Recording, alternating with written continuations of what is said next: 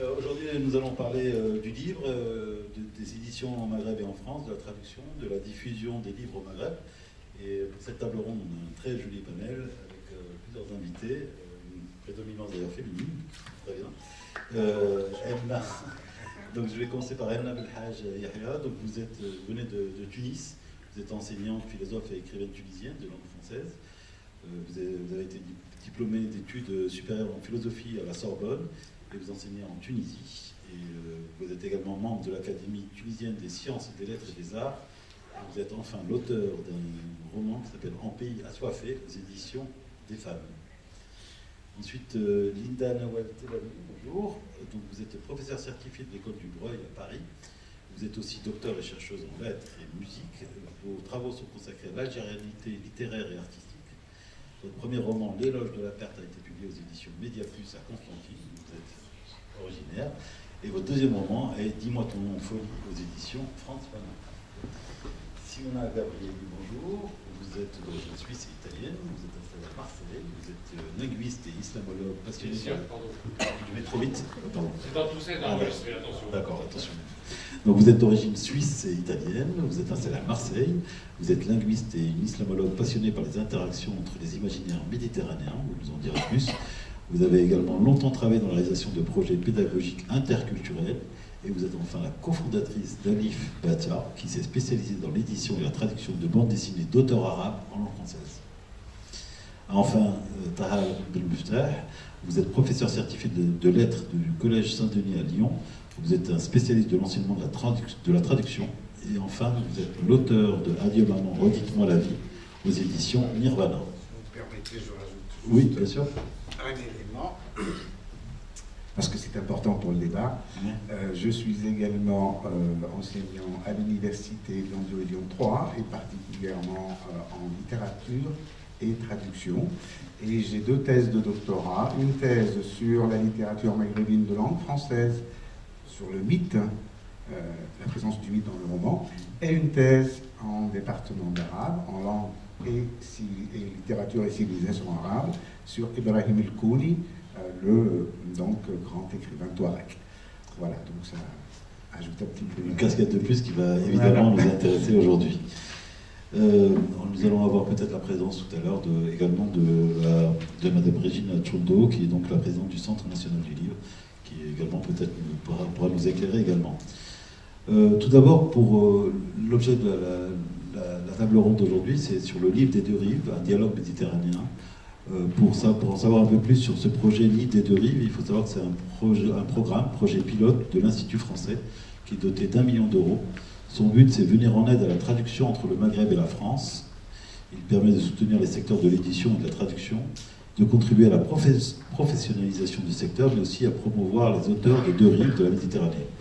On peut citer par exemple, notamment en Tunisie, les dernières traductions, c'est par exemple celle de Gisèle Halimi, qui ont été traduites par la maison du livre à Tunis. Alors justement, tout d'abord, pour commencer tout de suite, est-ce que vous avez eu... Vous êtes passé par ce programme-là? Est-ce qu'il y a des gens qui ont utilisé ce programme-là, qui est donc Livre des deux rives? Parmi les intervenants, les intervenantes. Nous avons bénéficié du programme. Alors là, très vite, je présente dans quel cadre. Donc, pour une coédition que nous avons mis en place entre l'association et la maison d'édition, qui est une maison d'édition associative Alif Bata, basée à Marseille, qui est spécialisée dans la publication d'auteurs de bandes dessinées du Maghreb et du Moyen-Orient, qu'on a voulu traduire de l'arabe vers le français, pas que parce que les auteurs sont polyglottes, ils n'écrivent pas qu'en arabe, mais le volet traduction de l'arabe pour que les histoires circulent en France et soient accessibles au lectorat francophone et un peu le cœur du projet Alif Bata. La langue arabe étant de toute manière quand même, je tiens à le souligner, la deuxième langue parlée en France, et n'ayant pas d'auteur de bande dessinée à l'époque traduit en France. Et donc, du coup, Alif Bata a créé une coédition avec Soubia, qui est une jeune maison d'édition, qui est représentée ici par Ayman Barek et Seyfeddin Nachi, qui sont aussi les auteurs de ce roman graphique, que donc nous avons coédité. Alors, nous avons justement... Ah, merci beaucoup. les deux versions, la version donc arabe originale et la version en traduction française. Et effectivement, donc, dans le cadre de Livre de deux rives, nous avons pu et traduire et faire de sorte que les deux livres existent dans les deux pays et dans les deux langues. Question idiote, est-ce que sans ce programme, vous auriez pu le faire? Je ne suis pas sûre. Est-ce que vous l'auriez publié en Tunisie, en arabe, s'il n'y avait pas le soutien de ce programme? Ça nous a aidé certainement, mais on l'aura fait contre vent et marée de toutes les façons, parce qu'il fallait le faire. De toute façon, on ne peut pas faire autrement. Mais ça a sûrement aidé vraiment et impulsé. On vous fera réagir tout à l'heure si ça ne vous embête pas pendant la petite de la conférence. S'il y a quelqu'un qui veut prendre la parole justement sur ce programme. Oui, vous êtes autorisé à enlever le masque, c'est vrai. Oui, en fait, je vous demande de m'excuser de devoir porter le masque souvent parce qu'en fait, j'ai de très grosses fragilités dont je ne voudrais pas vous parler, mais elles sont importantes et vraiment réelles. Et j'ai fait un effort sur moi-même pour venir prendre l'avion et puis vous rencontrer parce que j'en avais envie et parce que je sais que ça me ferait du bien et peut-être pourrais-je contribuer à ma façon de faire avancer les choses, mais bon, modestement. Mais donc là, je l'enlève pour pouvoir parler un peu, mais après, je serai vraiment obligée de le remettre. Merci beaucoup. Merci beaucoup. Pas de souci si vous le gardez. Mais je pense que si je le garde, vous ne m'entendrez pas. Je peux essayer. Essayons, faisons un essai. Je peux essayer. Et si jamais vous ne m'entendez pas, je l'enlèverai, après je le remettrai. On ne s'entend pas du tout. Alors, si vous mettez le micro très près, on va vous entendre. Ce programme-là dont vous parlez, moi personnellement, je n'en ai pas encore profité, mais il est fort possible que je puisse le faire dans la mesure où mon dernier livre, comme les autres, comme la plupart des autres, a été publié d'abord en France, ensuite en Tunisie, sans qu'il y ait ce qu'on pourrait appeler réellement une coédition. C'était moi, en tant qu'auteur, qui, une fois que j'avais un éditeur français, je demandais à cet éditeur, ou ses éditrices, puisque mon dernier éditeur français, ce sont des éditrices des femmes, je leur demande, mais après qu'on se soit mis d'accord sur la publication, je peux continuer comme ça? Oui, bon, merci.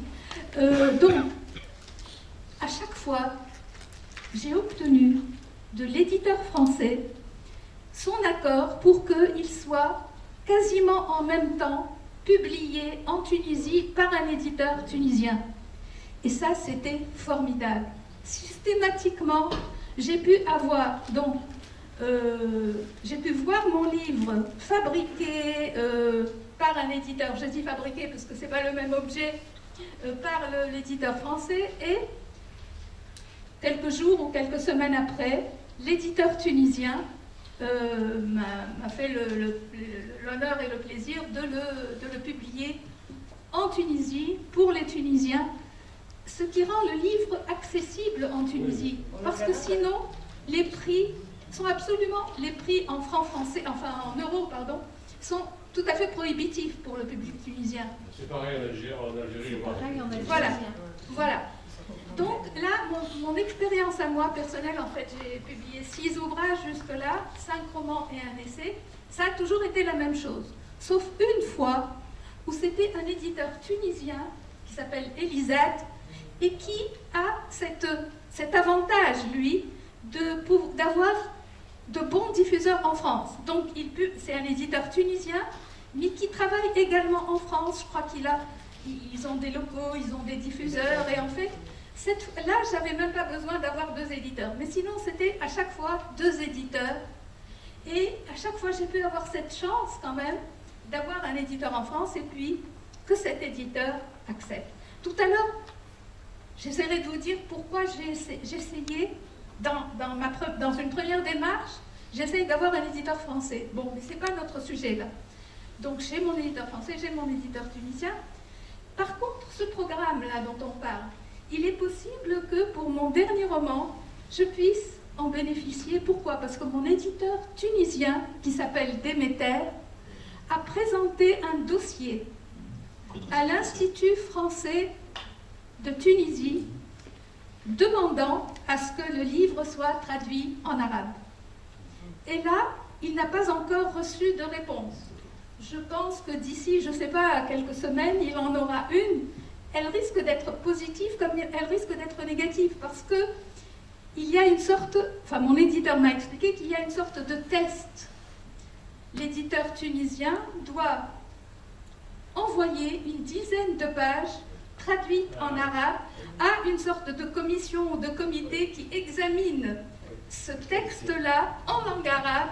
Et puis je suppose qu'ils doivent vérifier si c'est une bonne traduction. Et s'ils donnent le feu vert, à ce moment-là, ça sera la première fois de ma vie, de ma longue vie, que un de mes livres est traduit en arabe. Et ça sera pour moi un grand plaisir. Et je suppose, peut-être que je me trompe, mais je suppose qu'il risque d'avoir des lecteurs en Tunisie et en France. Bien sûr. Parce que comme vous le disiez tout à l'heure, la langue arabe est quand même présente en France. Justement, merci. Vous voulez peut-être vous exprimer justement sur ce sujet? Moi, je n'en ai jamais entendu parler de ce programme. Donc il est tout nouveau en même temps, il date de 2020. D'accord. Voilà, c'est récent. Il est arrivé en plein Covid, voilà. Ce qui est plutôt une bonne chose. Il y a besoin, effectivement, à en faire une grande publicité, notamment auprès des éditeurs. Et les éditeurs tunisiens, on a un énorme problème d'édition par rapport à la circulation du livre, à la fois en Tunisie, au niveau de la distribution. On a parlé du prix, mais il y a aussi un problème de lieu de lecture. Il y a un problème aussi plus profond de lecture, de lectorat en général, et notamment ce qui est de l'ordre de la fiction, du roman. Je dirais tout à l'heure que pourtant, c'est le genre de texte qui peut réellement créer un échange intérieur au lecteur, qu'il soit de ce côté-ci de la Méditerranée ou de l'autre côté. Le livre est un compagnonnage affectif et intellectuel, beaucoup plus que l'image qui est rapide et qui est souvent, surtout actuellement, chassée par d'autres images. Donc il y a un problème de lectorat, et en plus il y a aussi un problème de circulation des livres du sud vers le nord.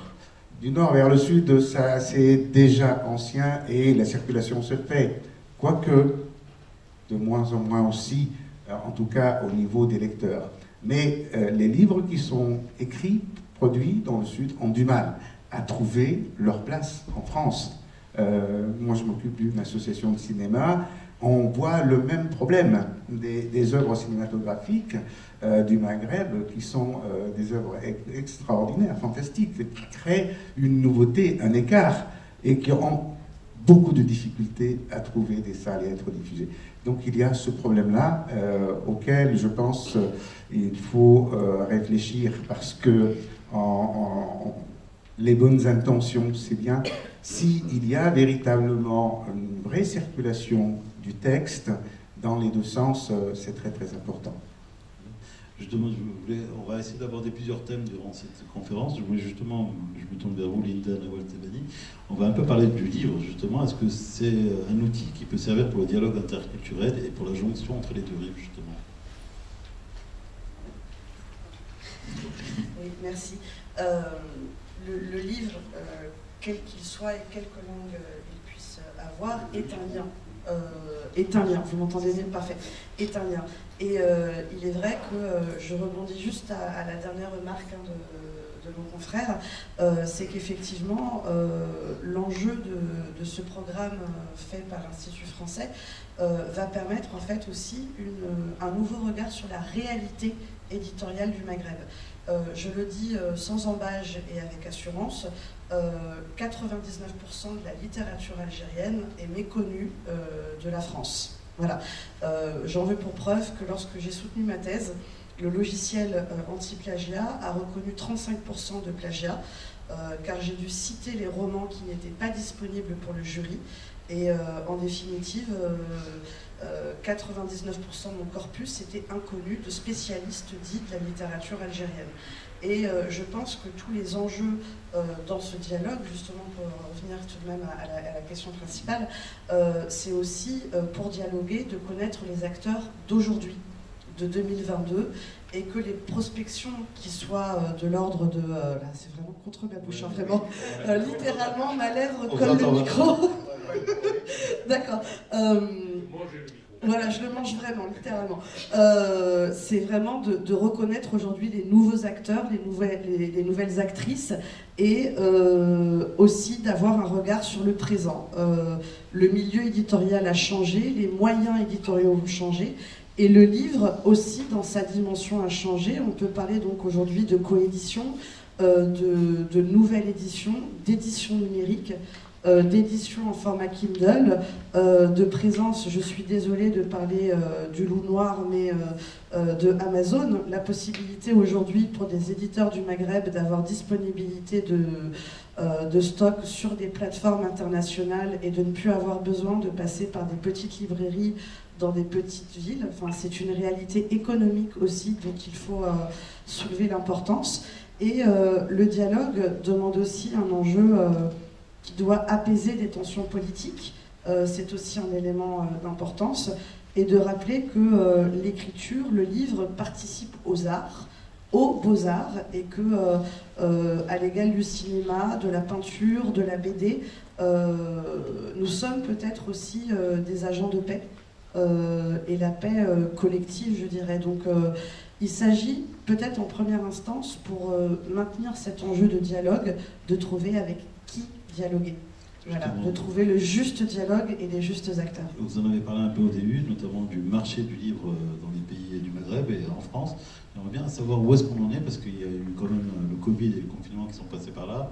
Où est-ce qu'on en est justement dans le marché de l'édition, que ce soit au Maghreb et en France, si quelqu'un peut intervenir sur ce je répondrai simplement pour cette réalité. C'est un débat suite à l'invitation de Georges Morin, que je remercie chaleureusement.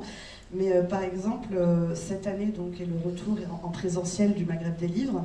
Ça l'a été aussi pour le SILA, le Salon du livre d'Alger, qui s'est déroulé il y a un mois maintenant. Et la réalité concrète, c'est que depuis le Covid, il y a dû avoir en langue arabe, en langue française et en langue tamazight en Algérie, plus d'une centaine de sorties pendant le Covid. Et vous avez aujourd'hui des nouveaux noms de catalogues, de nouvelles éditions en Algérie qui sont totalement méconnus de l'extérieur du pays, par manque de diffusion, par manque de connaissances. Et ce sont des nouveaux noms qui participent à une émergence de nouvelles esthétiques, comme on dit. Est-ce qu'ils ont été aidés pendant la période Covid? Alors, l'aide, malheureusement, elle a été, il faut le dire, étatique et nationale. C'est-à-dire, c'était des subventions du ministère de la Culture algérien, et des aides aussi via les instituts, et notamment, bien entendu, l'Institut français. Mais la réalité est là, c'est que les nouvelles éditions, je rebondis sans doute par anticipation à une des prochaines questions, mais il y a une réelle nouveauté éditoriale. Elle est indubitable. Vous avez des noms comme Casbah Édition, France Fanon, mon éditeur, Shihab, Dalimen, Anep, Enag, Coucou, Média Plus, bien entendu. Vous avez énormément de noms d'éditions qui existent en Algérie. Elles sont nouvelles, elles ont quoi, 5 ans, moins de 5 ans? Non, il y en a qui vont avoir moins de 5 ans, il y en a qui ont déjà plus de 20 ans, mais qui sont en fait dans l'angle mort des éditions très connues, telles Barzac, etc. Et il y a peut-être aussi dans l'enjeu de vitalité de la littérature au Maghreb et du livre, c'est aussi de réaliser que des nouveaux auteurs existent, et que ce n'est pas parce qu'ils sont dans l'ombre que cela signifie qu'il n'y a pas de livre ou de lectorat. C'est un autre regard en fait. C'est une certaine méconnaissance qui vient à dire qu'il n'y a rien. Mais en définitive, il y a énormément. Et le Salon du livre d'Alger, qui s'est déroulé il y a un mois, a connu un succès énorme de visiteurs. Et c'est une réalité. Voilà, je ne sais pas si vous étiez au courant que le Salon du livre international à Alger, enfin, monsieur Morin, j'ai entendu, a eu un succès international avec la présence en plus de l'Italie comme invité d'honneur. Donc voilà, c'est l'élément. Une grande vitalité pour ma part en Algérie. Je pense que tu as voulu réagir notamment. Et puis si vous pouvez aussi nous expliquer un peu le marché d'édition un peu tunisien.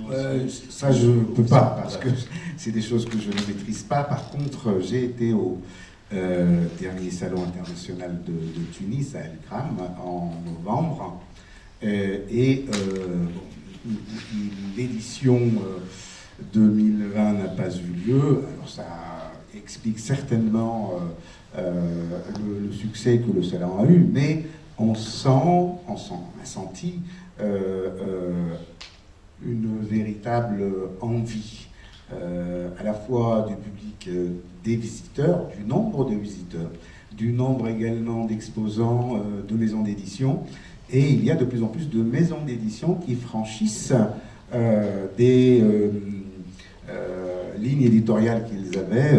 Je pense à Nirvana, qui est mon éditeur, qui au départ était spécialisé essentiellement sur les livres d'art et qui passe à la fiction.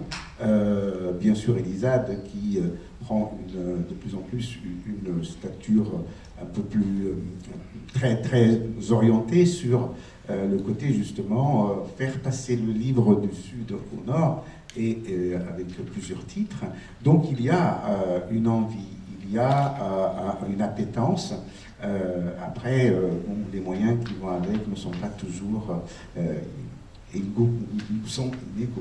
Voilà. Justement sur la France, parce que il faut aussi des éditeurs en France. Comment vous avez vécu cette période de confinement, de Covid? Est-ce que vous avez été aidé justement?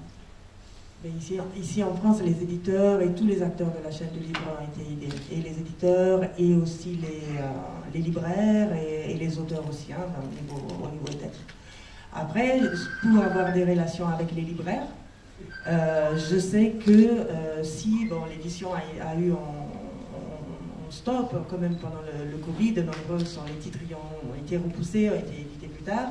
Juste après le confinement et pendant le deuxième confinement, la librairie a été beaucoup soutenue. Il y a vraiment eu un soutien citoyen, si je peux dire. Et en effet, la librairie a été aussi été définie commerce de première nécessité. Donc du coup, et du coup, il y a eu vraiment beaucoup de ventes. Je travaillais dans une librairie à l'époque et je sais que à la fin de l'été, ils avaient déjà presque réabsorbé les pertes qu'ils avaient eues pendant les 3 mois de fermeture. Par contre, maintenant, il y a une baisse. Il y a une baisse des commandes. Les libraires sont beaucoup plus attentifs, plus craintifs, je pense, et il y a beaucoup moins de commandes de livres. Puis après, le secteur de l'édition en France, je pense qu'il est toujours aussi florissant. Les titres, il y a même une surproduction. Les libraires gardent de moins en moins les titres en librairie. Il y a un tournant vers des livres vraiment de plus en plus rapides et fréquents, ce qui fait que les livres restent de moins en moins sur les tables et exposés en librairie. Mais oui. Puis pour ce qui est de la bande dessinée, bien évidemment, c'est vraiment un genre littéraire qui est en hausse, qui est, avec la jeunesse, est vraiment en train de vivre une nouvelle vie.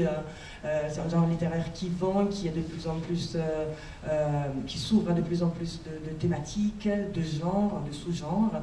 Il y a des grandes maisons d'édition qui ouvrent leurs branches, leur collection bande dessinée, donc c'est vraiment... Et c'est aussi, si je peux effectivement citer, parmi les nouvelles, vous dites qu'il y a des nouveaux acteurs au sud de la Méditerranée, qu'on connaît peu, et je pense que ça, c'est vraiment dû aux difficultés de la diffusion internationale, mais aussi diffusion à l'intérieur de chaque pays. Parce que je pense que la diffusion, c'est vraiment le maillon faible du monde du livre dans tout le Maghreb.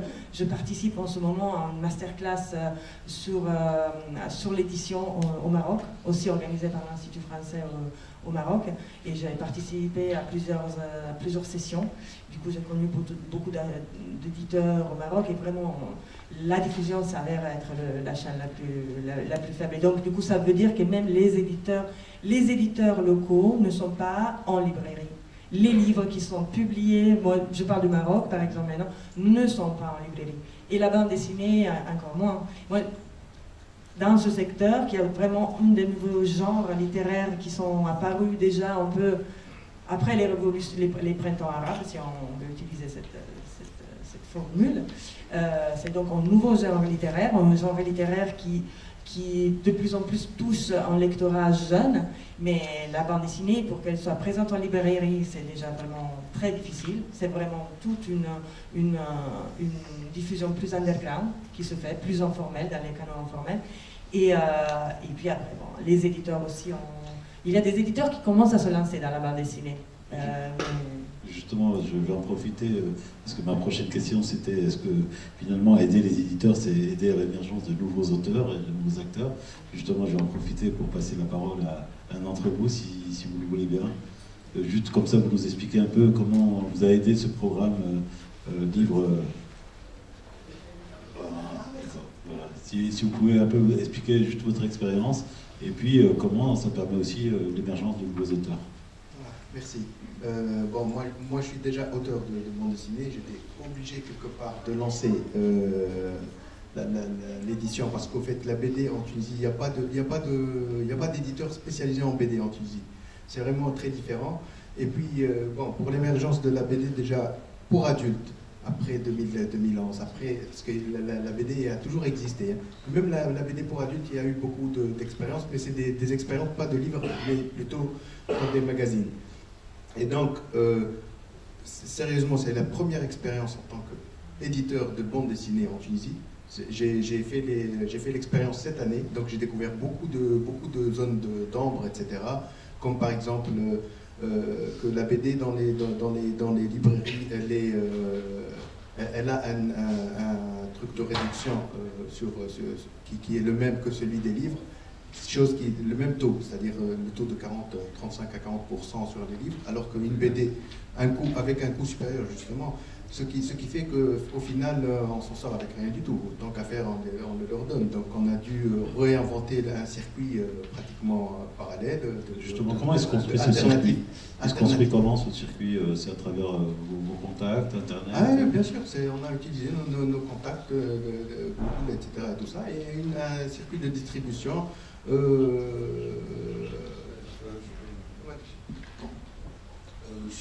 vais expliquer la méthode avec laquelle on distribue actuellement. En fait, on a préparé, on n'a même pas fait de site e-commerce parce que ça ne sert à rien de le faire sur un seul titre. Donc c'est un formulaire Google, donc Google Form, là où tu passes commande. Et on a un partenaire logistique qui fait de la livraison. Tu passes commande et tu reçois ton livre à domicile. Donc c'est beaucoup plus simple, surtout qu'il y a de moins en moins de Tunisiens qui se déplacent en librairie, il n'y en a pas beaucoup. Donc c'est super pratique du moins pour notre lectorat. Voilà. Merci beaucoup pour ces témoignages. On va peut-être justement parler des éditeurs. Comment vous choisissez alors justement ces jeunes auteurs qui sont foisons finalement au Maghreb?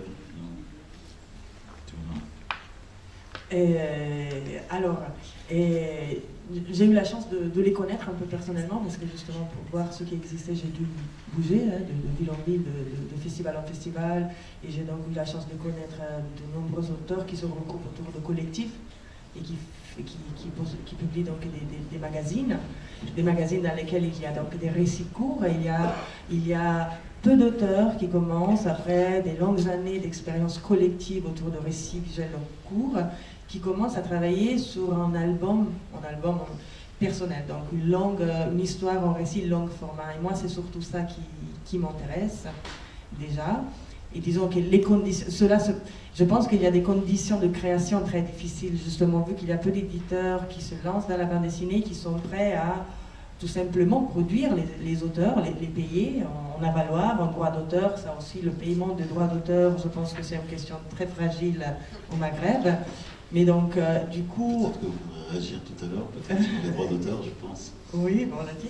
Mais donc, du coup, moi, ce qui m'intéresse, c'est vraiment des histoires qui puissent aussi raconter, qui donnent un regard sur les sociétés contemporaines. C'est ça, parce que c'est ça que j'ai envie de publier ici en France. C'est vraiment des auteurs qui racontent leurs histoires pour qu'on puisse découvrir des histoires à travers un point de vue de personnes qui vivent dans une situation qui casse nos points de vue européens, eurocentrés. À chaque fois, on reproduit toujours les mêmes schémas, les mêmes stéréotypes. Et justement, c'est pour ça que je pense que c'est important d'écouter des voix qui viennent d'autres parts du monde. Justement, comment on fait pour grossir ce marché de l'édition? Est-ce que ça passe forcément par la traduction, ça passe par la promotion de la langue française aussi, sachant que dans beaucoup de pays, justement, cette langue française est en train de reculer. Est-ce que ça passe peut-être par un autre vecteur, comme l'a dit Georges, peut-être par la langue arabe également?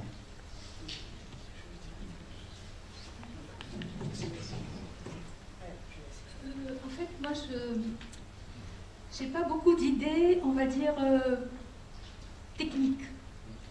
Mais j'ai une façon de sentir les choses et puis quelques idées comme ça qui viennent de la petite expérience qui est la mienne et puis de ce que je lis aussi. J'ai comme le sentiment qu'il y a maintenant, il y a un petit frémissement du côté de la traduction et je trouve que c'est excellent. La traduction, c'est quelque chose d'essentiel à mon avis. Je pense toujours à cette phrase du grand poète Abul Qasim Chebi qui disait « Je suis un oiseau qui possède une seule aile pour voler et donc il ne peut pas voler. Pourquoi? Parce qu'il était unilingue. Il ne connaissait comme langue que l'arabe. Et la traduction a été quelque chose de décisif dans sa sensibilité, dans sa formation, dans sa vocation de poète. Il a pu lire les grands poètes, les grands écrivains traduits en arabe. Et il a toujours, en fait, ressenti comme une profonde blessure et quelque chose de caché, que tout le monde ne dit pas. Je pense que dans des sociétés qui sont, on va dire entre guillemets, en retard, ou qui ont vécu un certain nombre de blocages dus à leur histoire, à l'évolution historique, politique et sociale, dans ces sociétés-là, la présence d'une langue qui ouvre aux citoyens, aux habitants de ces pays, le monde entier de la pensée, l'évolution de la pensée, c'est quelque chose d'extraordinaire. Et moi, je pense que l'essentiel, c'est, peut-être que je me trompe, mais c'est un point de vue qui est, je ne sais pas, c'est un point de vue très personnel. Je pense que l'essentiel, c'est de traduire, pour nous aujourd'hui, dans le monde arabe, des langues européennes, du français, puisque nous parlons de la langue française aujourd'hui, vers l'arabe. Pourquoi? Parce que l'accès à la pensée moderne, l'accès à la pensée critique, l'accès à la rationalité, à la citoyenneté, en fait, il y a toute la littérature du monde qui en parle depuis des siècles, alors que le lecteur tunisien puisse accéder à cette production intellectuelle et à cette sensibilité-là, à ces visions-là, ça serait, à mon avis, quelque chose de formidable et de décisif. Et donc, pour revenir au programme, puisque le volet traduction existe, moi, ce que je souhaiterais, c'est que ce soit une des parties du programme qui soit réellement considérée comme essentielle, comme prioritaire. Et je suis persuadée que l'effet serait immédiat. Maintenant, juste pour nuancer un petit peu, et là encore, je ne suis pas dans le technique, dans notre pays, je ne sais pas, mais j'ai le sentiment qu'il y a beaucoup de gens qui ne peuvent pas lire, il y a une difficulté d'accéder à la langue écrite, qu'il s'agisse de la langue arabe ou de la langue française. Peut-être que l'expérience de la BD va lever un blocage, peut-être va-t-elle créer des envies nouvelles, peut-être va-t-elle nous sortir de l'ornière, mais je vous assure que la situation que l'enseignement a connue en Tunisie est telle que, aujourd'hui, on retrouve au lycée et à l'université des jeunes qui, élèves ou bien étudiants, ne possèdent pas une langue dans laquelle ils peuvent lire et écrire. Et vous pouvez deviner toutes les conséquences qui s'en suivent. Et là, on n'a pas besoin de faire de dessin. Et donc, la traduction, c'est essentiel. Et en même temps, inventer quelque chose, réfléchir à ce qui pourrait élever un petit peu le niveau de maîtrise des langues chez les jeunes et chez les moins jeunes. Je pense que là, beaucoup de problèmes trouveraient leur solution. Très bien. Je vais juste, avant de passer la parole à Linda, je voulais juste revenir sur la traduction. Est-ce qu'aujourd'hui, le métier de traducteur est un métier pas assez valorisé? Est-ce qu'il est assez payé? Est-ce que justement ça bloque ici ou aussi au Maghreb également? En fait, là aussi, je ne peux pas vous répondre sur l'aspect concret, technique. Je ne suis pas spécialiste. Mais il est évident que je rejoins complètement Emna par rapport au constat qu'elle fait sur la difficulté de trouver un lectorat public pour les œuvres, qu'elles soient de fiction ou d'idées ou de réflexion. Maintenant, j'ai l'impression que ce n'est pas nouveau. Je veux dire, dans nos pays du Maghreb, le problème de la lecture, de la fréquentation du livre est très ancien. Il se trouve que maintenant, on s'en rend compte avec plus d'acuité, peut-être parce qu'on a un enseignement public qui est moins sélectif qu'auparavant. C'est-à-dire que ceux qui arrivaient à l'université dans les années 70, 80, 90, c'est une, j'allais dire, presque une minorité par rapport à l'ensemble des élèves qui commencent un cycle d'enseignement. Et donc, c'est des gens qui, en plus, ont eu un enseignement bilingue très solide. Hein. On commence à apprendre le français à partir de CE2 en Tunisie. Après, ça se renforce aussi dans toutes les matières. Et l'anglais, tout de suite, dès l'entrée en collège. Et donc, ça, effectivement, à partir des années 80, il y a eu, au niveau des programmes de l'enseignement, des changements plutôt idéologiques qui ont, en fait, au nom d'un discours identitaire de recouvrer une primauté de l'arabe, a fait que on a des générations depuis qui ne sont ni véritablement des vrais lecteurs, ni en arabe, ni en français. Et en fait, on se rend compte que quand on enlève une langue ou des langues, ça affaiblit, y compris la langue maternelle. Quelle est la solution? Est-ce que la traduction en est une? Probablement. Moi, j'ai fait ma deuxième thèse sur Ibrahim El-Kouni, qui est un écrivain touareg. Ce monsieur, jusqu'à 12 ans, il ne parlait que touareg. Il n'a jamais été à l'école. Et un beau jour, la tribu s'arrête de nomadiser parce qu'il y a eu une sécheresse répétitive de 3, 4, 5 ans. Donc son père lui a dit, puisque tu ne gardes plus les chevreaux, tu ne leur cours pas après, va à l'école. Il va à l'école, il apprend l'arabe à 12 ans. Aujourd'hui, Ibrahim El-Kouni, c'est un des écrivains les plus puissants dans l'usage de la langue arabe. Il a autour de 80 ouvrages. Donc,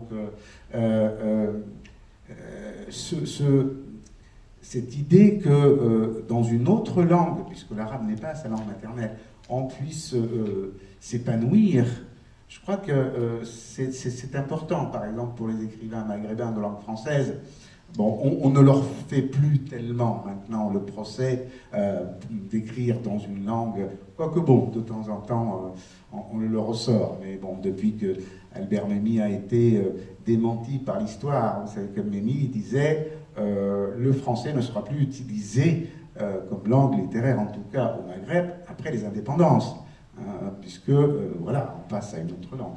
En fait, c'est presque l'inverse qui s'est produit. Hein. Donc, moi, je pense que c'est très important, cet apport plurilingue pour développer le lectorat et la fréquentation du livre. Justement, Linda Noël voulait réagir par rapport à cette histoire de traduction, et également cette problématique linguistique. Tout à fait. Alors, je mange le micro. C'est-à-dire que là, c'est à la fois la chercheure et la romancière qui va parler. La chercheure vous dira qu'il existe, je parle pour l'Algérie, des figures assez importantes qui sont des auteurs bilingues. Vous avez notamment Amin Zaoui et Mohamed Sari, qui ont écrit à la fois en arabe et en français. La particularité de Mohamed Sari, c'est qu'il est à la fois professeur universitaire à la fac d'Alger, la fac centrale, de traduction, et il a traduit dans toutes ses œuvres, il a traduit Genette, il a traduit le structuralisme russe, et il a traduit aussi, c'était devenu un peu sa spécialité, les auteurs dits de langue française de l'époque coloniale, d'accord, Mohamed Dib, Assia Djebar, etc. Il y a une tradition, et pardonnez-moi pour l'oubli, Amin Zaoui était l'ancien directeur de la Bibliothèque nationale algérienne. Voilà, et parfaitement bilingue. Il y a une réelle politique éditoriale de traduction du français vers l'arabe en Algérie de la part d'éditions dites indépendantes avec subvention du ministère de la Culture. Il y a tout un travail assez particulier, c'est-à-dire que pour chaque édition, le ministère, donc l'État, achète toujours une partie en fait des livres édités. C'est un système économique propre à l'Algérie dont je ne pourrais vous raconter les détails, mais c'est-à-dire qu'il y a vraiment subvention étatique et vous avez de nombreux auteurs algériens qui possèdent aujourd'hui leur œuvre éditée en Algérie, en langue française, dans des rééditions, mais surtout dans leur traduction. Aujourd'hui, il existe Yasmina Khadra, Boualem Sansal, Salim Bachi, en langue arabe, en Algérie, de manière concrète. Le deuxième élément sur lequel je voulais rebondir, là c'est la romancière qui parle, notamment de mon éditeur, et les éditions France Fanon par Amal Ngachel et Sarah Slimani. Moi-même, j'écris en arabe et en français dans mon roman. Certes, la langue française est la plus dominante, mais que ça soit pour mon premier roman, L'éloge de la perte, édité chez Média Plus à Constantine, ou Dis-moi ton nom folie, mon roman a été introduit par des poèmes andalous en langue arabe et le nom de Constantine apparaît toujours écrit en arabe. Et il existe de plus en plus une écriture en Algérie dite automatique où la langue arabe va apparaître dans la graphie même du texte, c'est-à-dire soit en écriture latine, soit en lettres cursives arabes. Et le troisième élément, c'est aussi la chercheure et la romancière qui parlent. J'aurais un regard peut-être plus nuancé, et cette fois-ci dans la dièse. Il n'y a pas que des bémols, il y a aussi des fois des dièses nécessaires à dire en public. J'ai la chance, c'est un honneur pour moi, de collaborer avec des universités en Algérie, que ce soit pour faire des séminaires, des cours, rencontrer des étudiants. J'ai la chance et surtout l'insigne honneur d'avoir été dans des mémoires de soutenance, de thèse et de master pour mes romans. Et il y a des lecteurs bilingues, trilingues en Algérie, de la jeune génération. La jeune génération est friande, la jeune génération est gourmande, a une appétence extraordinaire et des fois des réflexions, je peux vous assurer, qui peuvent vous faire rougir de la pertinence qu'ils peuvent apporter et des éléments qu'ils donnent à leurs travaux. La réalité même des travaux universitaires est telle que la question linguistique ne se pose même plus. Il m'est arrivé, c'est une anecdote que je donne, lors d'un séminaire de plusieurs jours à l'université de Ain Timushent, donc c'est une petite ville à l'ouest d'Alger et à l'est d'Oran, de faire un séminaire où on me demandait de répondre soit en anglais, soit en français, soit en arabe. Il y a même une étudiante en langue espagnole qui m'a demandé si elle pouvait me répondre en espagnol, mais elle me parlait de la littérature algérienne. Et je pense que... Je rebondis toujours sur cet élément depuis des années en fait, mais je pense que dans cette problématique qui nous réunit tous ensemble aujourd'hui au modèle et l'Institut français pour le Maghreb à travers cet intitulé « Livre des deux rives », c'est peut-être d'imaginer qu'en définitive il y a des rives et non pas deux rives, et que s'il est possible de réunir la France et les pays du Maghreb, il est possible surtout pour les éditions, et qu'elles soient françaises ou maghrébines, de réunir des artistes du verbe qui sont aussi singuliers qu'uniques. Et j'aime toujours citer ma phrase fétiche de Michel Foucault: les universaux n'existent pas, seuls existent des singularités.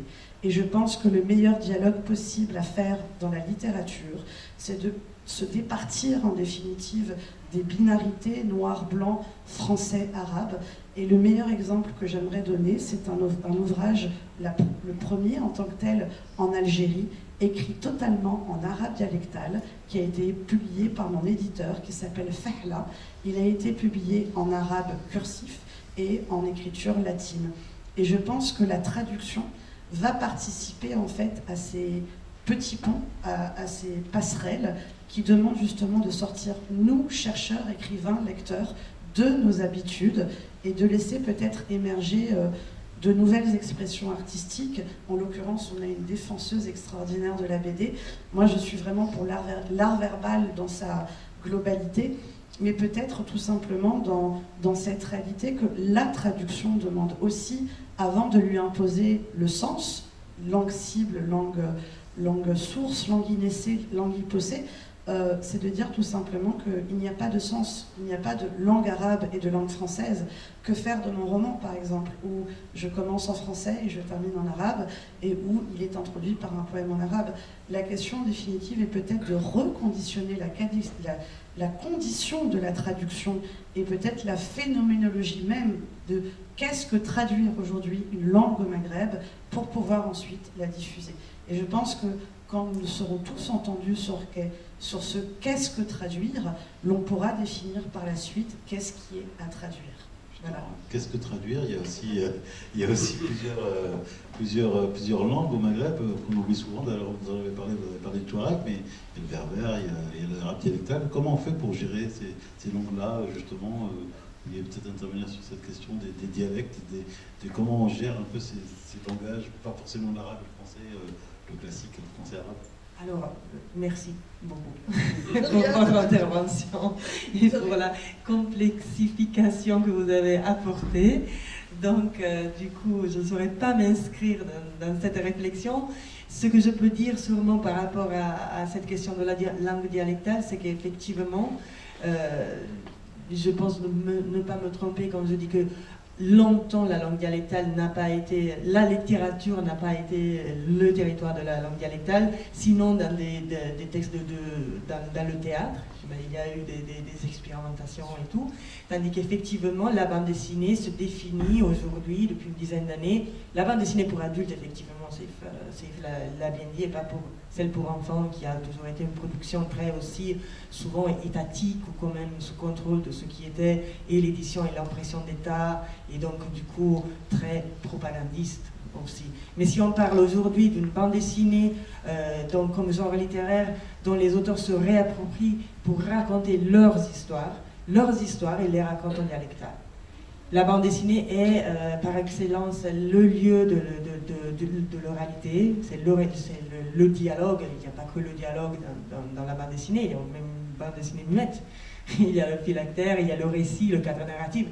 Mais c'est le registre de l'oralité qui prime, et du coup le dialecte s'impose.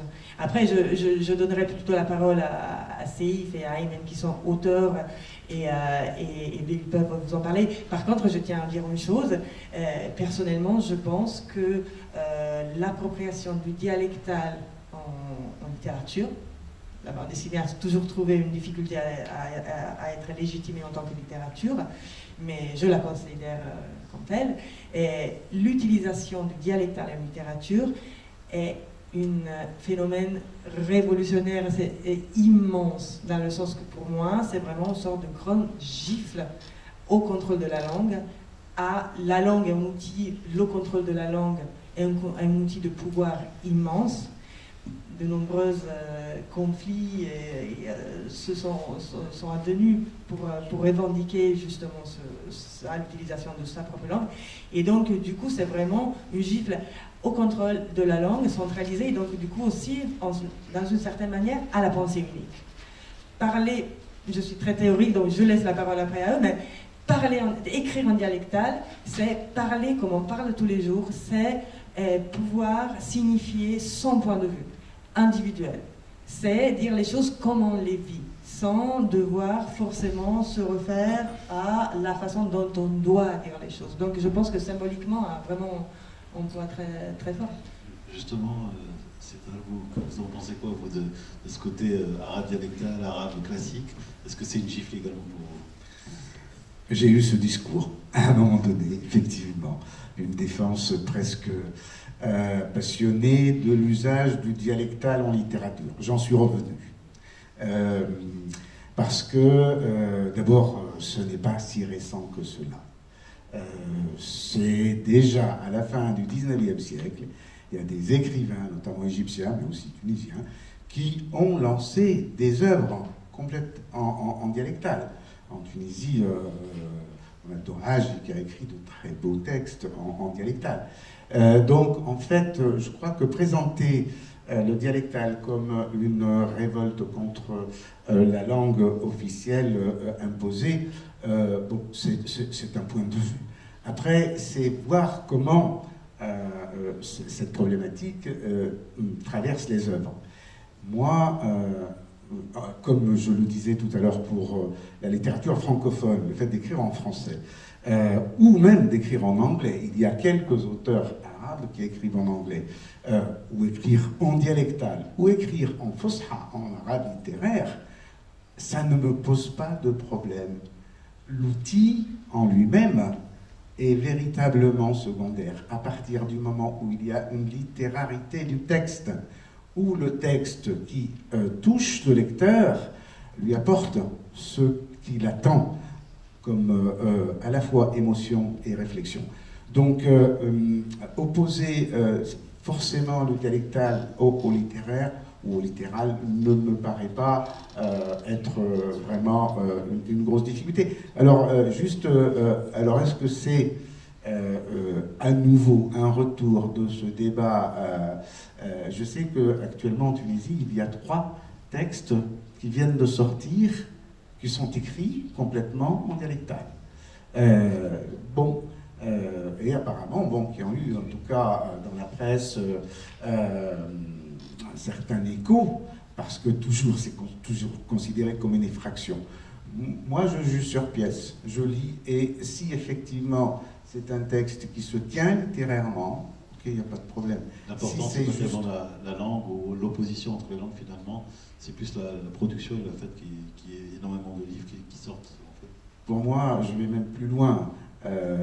L'appartenance à la francophonie, par exemple, me paraît assez réductrice. C'est important, la francophonie, il ne faut pas l'oublier. Ça permet à la circulation qu'on est en train de faire là actuellement des œuvres entre le Maghreb et la France et dans les deux sens. Mais moi, par exemple, ce qui me gêne parfois dans les librairies françaises, c'est de trouver parfois, ils ne le font plus, mais à un moment donné, il y avait le fonds littérature du Maghreb. Et c'est vrai que ça fait un peu ghetto. C'est quand même de la littérature française, hein, même si l'origine de ces écrivains est ailleurs. Moi, je suis pour une littérature monde. Cette notion où, quand on est écrivain, on a sa propre langue en tant qu'auteur, en tant qu'écrivain. Et peu importe après le véhicule. Ce qui est important, c'est que ce texte touche un public important, divers, et que au niveau des intentions, s'il peut y avoir une intention, c'est oui, toucher ce qu'il y a de plus humain, l'humanitude du lecteur.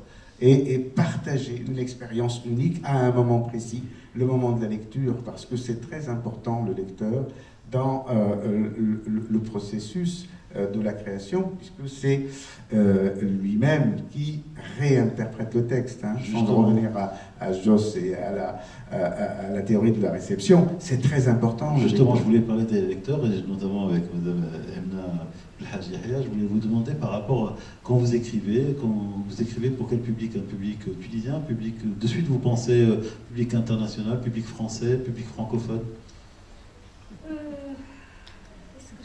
Oui, je sais pas, j'écris pour moi, j'écris pour mes amis, j'écris parce que je ne peux pas faire autrement qu'écrire. Mais le public, alors c'est sur le tas que je me rends compte, c'est un public tunisien, maghrébin, français, puisque je publie aussi en France. Donc les deux rives, c'est vrai que le livre est un moyen de dialoguer entre les deux rives. Et tout à l'heure, quand Linda a parlé justement de cette évolution dans la façon d'écrire, parce qu'en fait c'est aussi une affaire de génération, aussi bien en Algérie, d'après ce que vous venez de dire, qu'en Tunisie, il y a de plus en plus comme ça, comme un frémissement, il y a la langue dialectale, l'arabe dialectal est en train de se forger une petite place dans les écrits. Mais là où moi je ne suis pas d'accord dans ce que vous venez de dire, c'est lorsque vous avez parlé du pouvoir de la langue ou de la maîtrise de la langue qui aurait à ce moment-là tendance de s'effacer. Il n'y a plus ce pouvoir coercitif de la langue. Pourquoi? Parce qu'on écrirait en arabe dialectal. Il y a une... Non, mais après vous répondez. J'essaye de...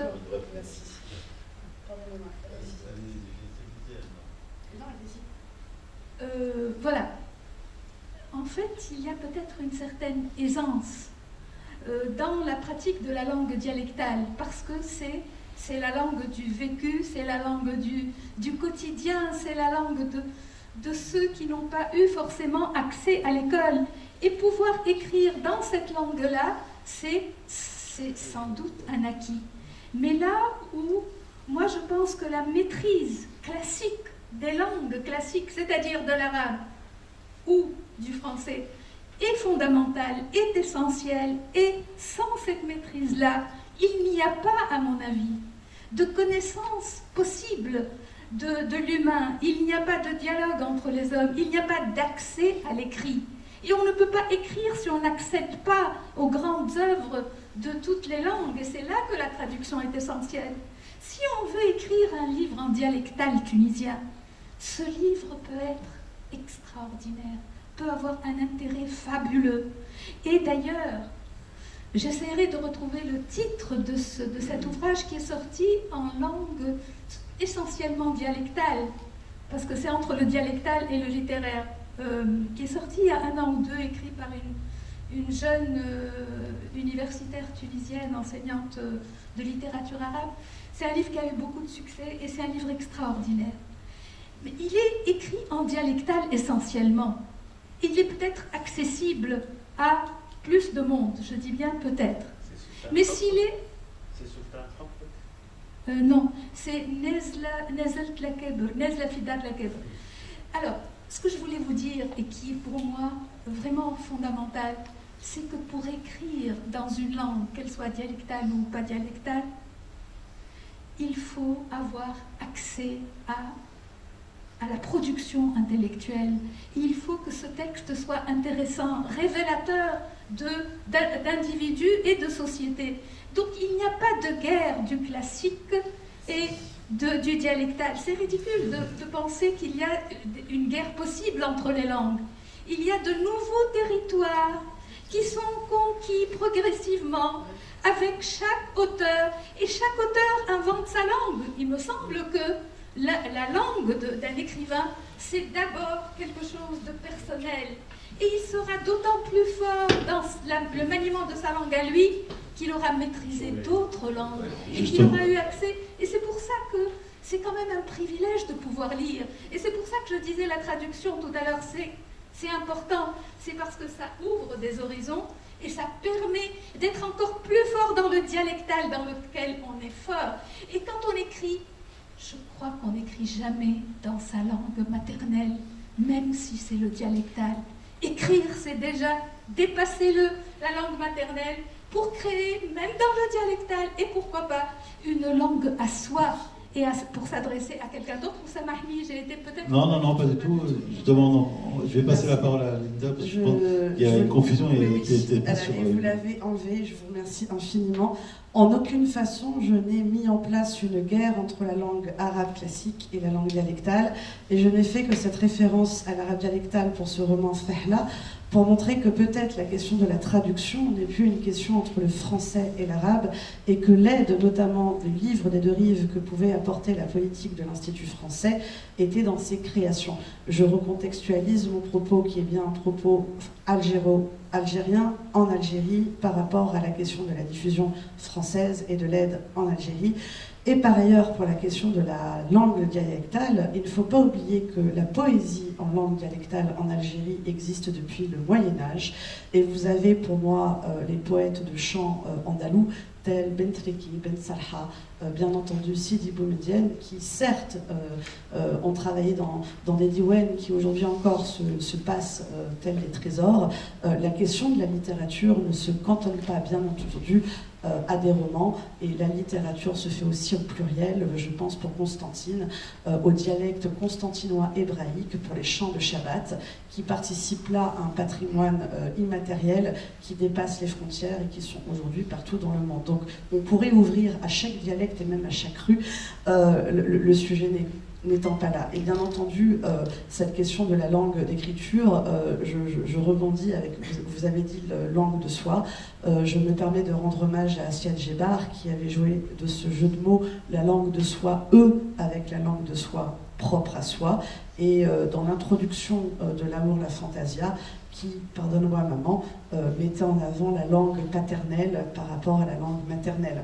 Et il y a, je pense, je ne dirais pas des pincettes à mettre en place, mais c'est toujours là le problème de l'échange et du débat. Et en définitive, que nommons-nous? Quels éléments avons-nous en partage pour pouvoir par la suite nommer les choses avec lesquelles nous allons travailler? Et je pense que c'est peut-être ici l'enjeu le plus important, c'est que je vous rejoins, mais non pas à 1000%, s'il était possible de dire à 1 milliard de %, sur cette relation bien entendu intimiste que l'on crée à soi dans l'écriture et qui devient mondiale, cette question de créolisation et de l'insularité d'Édouard Glissant par rapport à l'idée de cette insularité qui devient le tout monde. Ce sont bien entendu des enjeux qui sont là depuis 2000, depuis 2010. Mais peut-être que, pour revenir au sujet de la table ronde, n'est-ce pas, ce livre des deux rives, peut-être qu'en définitive, il faut le penser loin des chemins connus et de se créer justement des terra incognita, non pas sur mesure, mais au moins se laisser le loisir de s'y perdre et de laisser alors tous les artistes du verbe tenter sur une toile blanche. Et je rappelle pour le jeu de la traduction que la mer Méditerranée se dit en arabe littéralement la blanche mer du milieu.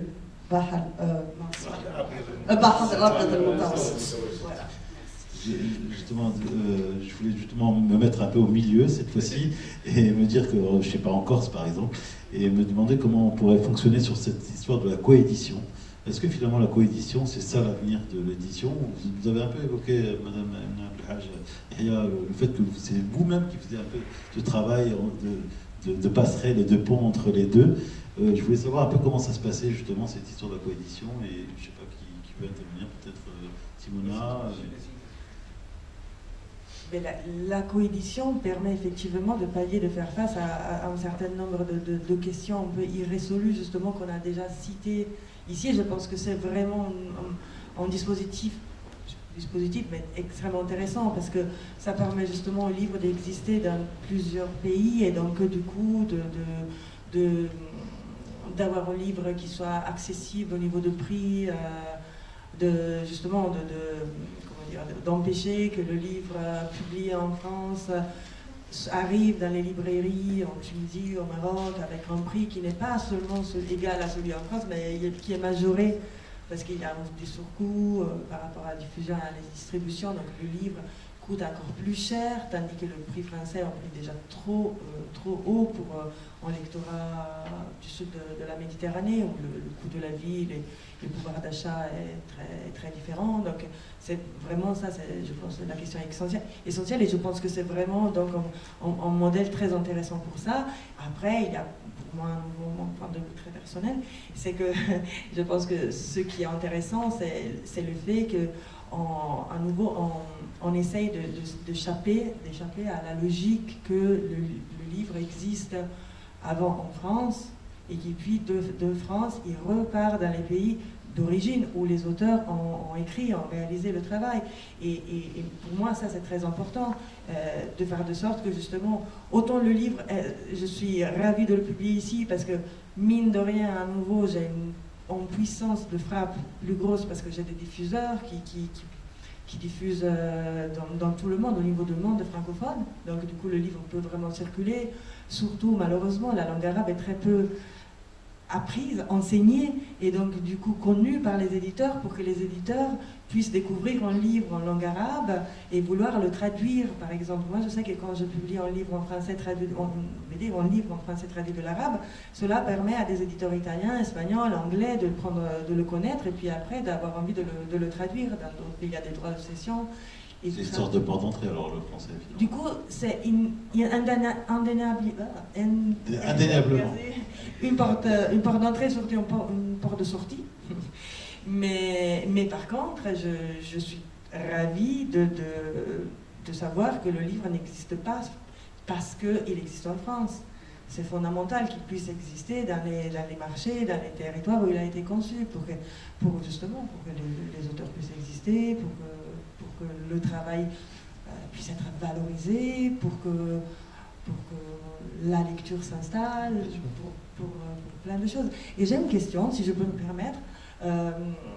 Est-ce que vous pensez, pour rebondir sur cette question du dialectal, est-ce que vous pensez que par exemple le dialectal, en adhérant profondément à votre discours, au vôtre et tout cela, mais vous pensez que le dialectal peut amener à un plus grand accès au livre-objet? Par exemple, vous disiez avant le fait que le livre en lit moins, par exemple. Vous pensez que l'utilisation du dialectal pourrait être en moyenne pour attirer plus de gens vers la lecture?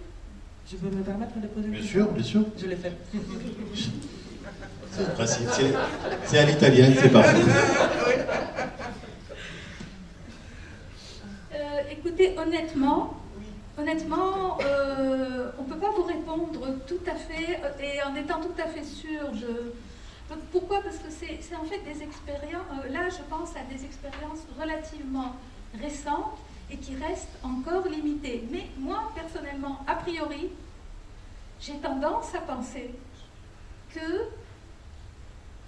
un bon roman écrit, en plus, en dialectal, en arabe dialectal, parce que là je ne parle pas des romans écrits en français, mais un roman écrit en arabe dialectal tunisien, si c'est un bon roman, je pense qu'il aura plus facilement ses lecteurs et qu'il sera apprécié par tout le monde et peut-être qu'il franchira des barrières et des zones qui n'ont pas...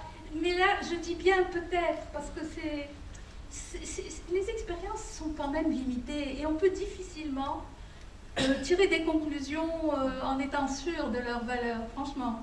En tout cas, moi je trouve que c'est une belle conquête. Quand il y a un bon roman écrit, quelle que soit la langue, et en tout cas en dialectal tunisien, qui fait vibrer le lecteur, qui l'intéresse, qui l'attire, qui l'interpelle, qui lui parle de lui, même si, et qui lui dise les choses qu'il n'a pas l'habitude de dire en dialectal. Parce que c'est ça, il faut arriver au niveau de la création littéraire en dialectal. Mais reprendre les clichés, reprendre la langue, ce que traîne, ce que charrie toute langue, comme préjugés, comme idées toutes faites et tout ça, je pense que l'effort à faire sera encore plus important. Et peut-être qu'il y a quelque chose de plus direct, qui interpelle plus. Mais je dis bien peut-être, parce que moi, personnellement, je n'ai pas encore lu, même ce livre dont je vous parlais, dont on m'a dit beaucoup de bien, qui est sorti il y a, on va dire, un peu moins d'1 an. Et je pense que c'est une belle conquête, c'est un territoire qui est conquis. Et pourquoi pas, franchement. En tout cas, les livres de Douaraji, c'est des livres fabuleux. Mais vraiment, pour parler du quotidien, et ce persiflage qu'il y a dans l'arabe, cette vigueur, tout ça, c'est vraiment un bon modèle Douaraji pour la Tunisie. Mais je ne sais pas comment ça se passe par ailleurs. Je pense que vous voulez réagir justement, et si on peut reparler également de la coédition, de ce que vous en pensez. Oui, alors très rapidement, donc par rapport à... j'ai oublié juste de dire, en parlant de Brahim El-Kouni, qu'il a découvert la littérature mondiale et qu'il est en fait devenu écrivain grâce à la traduction et d'abord à l'apprentissage du russe. Il a été, à l'époque, l'Union soviétique accueillait beaucoup d'étudiants du tiers-monde. Donc il est parti à Moscou, à l'Institut Gorky, et il a fait des études littéraires. Et c'est les traductions en russe de la littérature américaine, française, anglaise, occidentale, qui lui a permis d'ouvrir une porte en tant que non seulement lecteur, mais après pratiquant de la littérature. Donc, comme quoi la traduction peut ouvrir ce type de sensibilité. Pour en revenir au dialectal, est-ce que ça permet à un nombre plus important de lecteurs? Je n'en suis pas sûr. Disons que ça sera plus facile à atteindre, mais le compagnonnage d'un livre, quel qu'il soit, moi je pense que même la bande dessinée, c'est une démarche en fait, c'est un type aussi de consommation, d'achat, de pas qu'on fait vers un texte, quelle que soit sa forme. Et plutôt que de voir si tel ou tel type de langage permet une accessibilité plus importante, je crois qu'il faut essayer de développer depuis le jeune âge des gens, cette fréquentation de l'objet écrit, du texte, ce plaisir à trouver au-delà du sens premier ou au-delà de l'apprentissage, une espèce de musique, un terme qu'on arrive à capter. Et là, on forme véritablement et de manière pérenne un véritable lectorat. Voilà, par rapport à ça. Je ne sais pas, c'était... Je voulais parler de la coédition. C'est ça. Alors, c'est fondamental. Moi, j'ai eu de la chance ce roman a été édité en Tunisie, mais je peux dire, en présence de mon éditeur, que c'est moi qui ai fait toute la promotion de mon livre. C'est-à-dire que c'est moi qui suis allé dans les universités, parce que j'avais des amis qui me connaissaient. « Ah, t'as fait un bouquin, tu peux venir nous en parler ». Donc je me suis déplacé dans des radios aussi, après. Ici en France, il y a 15 jours, j'étais à l'université de Bordeaux-Montaigne, parce qu'il y a une amie qui m'a invité. Ici, pareil, c'est grâce à Coup de Soleil que je suis ici. En fait, l'auteur au Maghreb doit tout faire. Il doit écrire, il doit aussi penser à la couverture, au résumé à mettre, et à faire sa promotion. Et c'est très difficile que ce livre arrive jusqu'en France et soit circule, d'où l'importance de la coédition. Or, j'en ai parlé à mon éditeur. Il m'a dit, ben, trouve-moi un éditeur. Moi, je suis prêt à signer. Mais il n'arrive pas à trouver des éditeurs. Ça bloque où, à votre avis? Ici, en France. En France. C'est en France qu'il y a une véritable difficulté de coédition. Les éditeurs français, en fait, comme un éditeur, c'est quelqu'un qui fait un métier.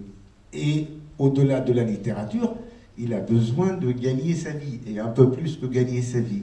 Et donc, il va miser sur des valeurs sûres, entre guillemets, des gens vendables, hein, bankable.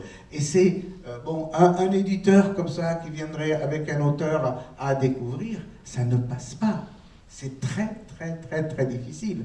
Et je crois que là, il y a quelque chose à faire par le type d'institution, là, c'est l'intervention des institutions qui permettra de casser ce frein, qui est un frein du marché, quoi, en fait. Tout à l'heure, vous avez beaucoup parlé de la diffusion du livre, vous avez parlé également des universités, qui sont des très, très grands pourvoyeurs. Je voulais qu'on revienne juste avec vous, Linda Nawalteveli, sur justement cette question du rôle des universités, du milieu universitaire, de l'écosystème quelque part un peu de la littérature. Est-ce que ça aide? Est-ce que justement ils ne sont pas assez aidés? Qu'est-ce qui se passe? Alors, la réalité universitaire, toujours je contextualise l'Algérie et la France pour mon expérience et mon expertise. Je suis désolée de ne pouvoir parler du Maroc et de la Tunisie, c'est que tous les enjeux de coédition, de collaboration, de travail à plusieurs mains existent depuis des années. D'accord ? Depuis les années 90 déjà, les comités scientifiques de colloques, de conférences sont franco-algériens.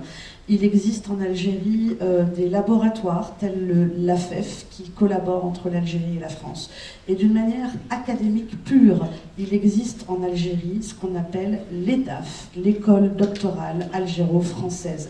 Vous devez savoir, donc c'est un détail pour lequel ça reste très personnel, donc je ne rentrerai pas là-dedans, mais les étudiants algériens doivent passer par le département de langue française pour étudier la littérature algérienne. Passons l'aporie et le hiatus.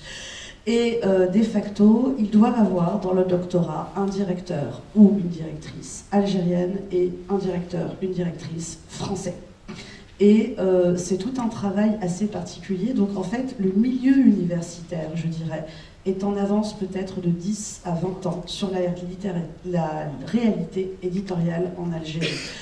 Puisque collaboration scientifique, c'est collaboration de laboratoire et de facto de subvention.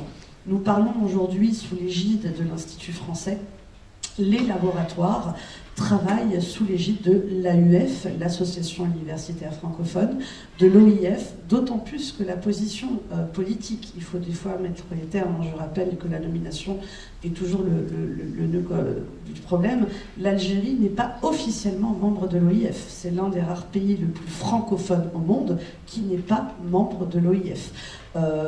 Bouteflika, à l'époque, il me semble en 2005, avait participé en tant qu'invité au congrès de Beyrouth, mais l'Algérie ne participe pas aux éléments politiques, style, pour la métaphore, conseil de l'OIF. Donc, oui, elle est membre de toutes les agences. Elle est membre oui, c'est ce que je veux dire, elle est comme au Conseil de sécurité à l'ONU, elle est là, mais elle est invitée, elle sait tout, mais elle fait rien. Voilà, mais l'idée c'est que voilà, il y a un réel paradoxe entre la réalité académique, d'autant plus que vous avez des laboratoires, mais en Algérie, c'est comme si je vous disais que des fois, des laboratoires équivalents en taille et en population, les laboratoires de Dijon ou d'Angers avec plus de subventions que la fac d'Alger. Au niveau de taille, au niveau de nombre d'étudiants et au niveau de masse volumétrique, de diffusion, etc. Aujourd'hui, il y a une réalité aussi au niveau de l'université. Alger n'est plus le logocentre de l'Algérie. De facto, les relations algéro-françaises se déplacent. Constantine, l'université Mentori qui a l'honneur d'être à l'affiche du modèle cette année, l'université de Tlemcen, l'université d'Oran, le CRASC, le Centre de recherche d'anthropologie sociale et culturelle qui est l'équivalent un peu du CNRS algérien. Vous avez de plus en plus, qui se trouve à Oran, pardonnez-moi, je mets le détail géographique. Donc vous avez une réalité universitaire qui va donc participer aussi à la diffusion des auteurs lors des colloques, à la présentation d'une nouveauté littéraire, d'une nouveauté d'édition, d'autant plus que les éditeurs aujourd'hui sont friands d'éditions d'essais, essais historiques, essais littéraires, essais sociologiques. Nous avons, en cette année du 60e anniversaire de la guerre de libération de l'Algérie, énormément d'éditions d'essais historiques qui participent à de la coédition universitaire. Nous avons Madame Ariski qui a fait son travail sur l'armée algérienne aux presses universitaires de la Sorbonne, qui a été réédité en Algérie, ou coédité, pardonnez-moi sur la justesse du terme, mais qui est présente en édition algérienne. Vous avez Barzac, qui a réédité maintenant les travaux de notre consoeur Madame Rahal, qui est devenue directrice d'un centre historique au CNRS. Et là, l'enjeu aussi est de grande importance, c'est qu'on parle depuis tout à l'heure du roman, de la fiction, et on parle de la BD, mais quid aussi de ces enjeux académiques qui viennent d'une manière arbitraire, formaliste, tous les termes les plus négatifs qu'on peut accoler à la recherche universitaire, j'en ai l'habitude. Mais l'enjeu, c'est que cette réalité d'une édition universitaire se voit à l'égal de la fiction, coéditée et travaillée en échange. Et la collaboration est tellement lisible que maintenant, vous allez avoir des coéditions, je parle toujours pour l'Algérie, entre l'Algérie et le Japon, qui vont participer à la suite de colloques à des éditions japonaises de romans algériens. Vous avez récemment, c'était il me semble, bon, récemment, ça me fait longtemps quand même déjà, en 2005, j'avais rencontré une consoeur norvégienne qui traduisait Kamel Daoud en norvégien suite à un colloque où elle avait participé en tant que spécialiste de la littérature en langue française dans sa participation au colloque, mais où elle avait souhaité traduire les auteurs algériens en norvégien. Donc oui, et là je le dis avec force, l'académie, l'académisme a son rôle à jouer dans le dialogue entre les rives, car il existe déjà. Peut-être a-t-il besoin de plus de reconnaissance, surtout qu'il participe à la vitalité des éditeurs, à la réalité des auteurs, et que c'est un travail de longue haleine. Monter un colloque, monter un ouvrage collectif est un travail de 1 voire 2 ans, et qui est surtout international. Un ouvrage collectif va réunir des personnes non plus des 2 rives de la Méditerranée, mais de tous les continents.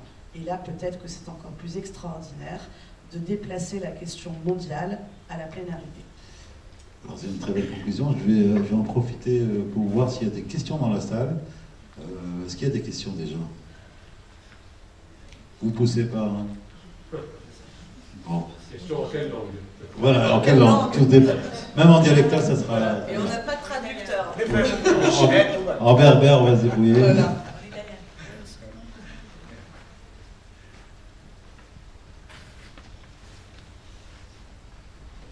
Oui, bonsoir. Je voulais revenir sur le dialectal en Tunisie, hein, parce que moi je vais pour la Tunisie. Là, je participe à une association qui s'appelle Delja en Tunisie, et où on veut valoriser l'arabe dialectal. Et en fait, je me rends compte que la question dialectale, pour la Tunisie du moins, est une question politique. C'est-à-dire qu'il y a une concurrence entre l'arabe littéral, l'arabe classique, disons, et l'arabe dialectal, qui est en fait la langue maternelle du Tunisien, qui est la langue de tous les jours. Quand on s'exprime en dialectal, et on va pas chez l'épicier en parlant du littéral. Enfin, et donc le Tunisien s'est approprié cette langue, et il y a beaucoup de gêne, disons, par rapport à l'arabe littéral, qui lui est enseigné à l'école et qui fait partie des textes officiels et même des discours. Quand on voit le discours du président de la République, il le fait dans un arabe excessivement pur. Et là, on se demande quel est le pourcentage de Tunisiens qui peuvent comprendre ce qu'il dit. Voilà, c'est quand même un problème.